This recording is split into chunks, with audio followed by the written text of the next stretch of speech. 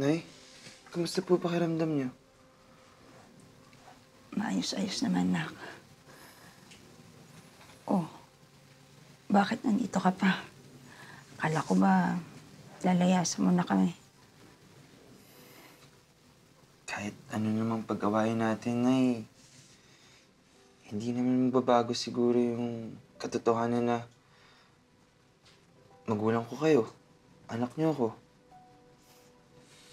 Gusto ko, pagtanda niyo, ako pa rin mag-aalaga sa inyo, Nay. Pasensya na, Nay, ah. Di ko kaya panindigan yung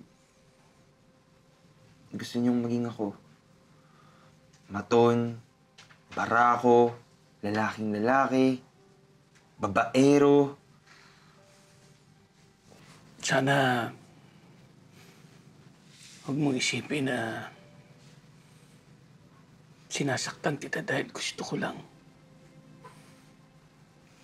Ayoko kasi dumating yung panahon na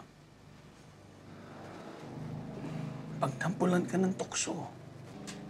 Ayaw namin ng nanay mo na mapahiya ka.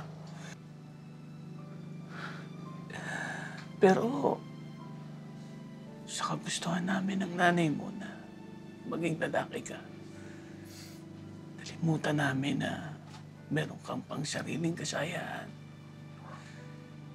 Kaya,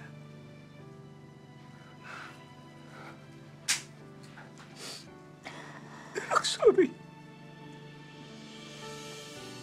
Ayaw ko lang mapasama ka. Dahil kami mismo ng nanay mong unang masasaktan. Pag nangyari yun.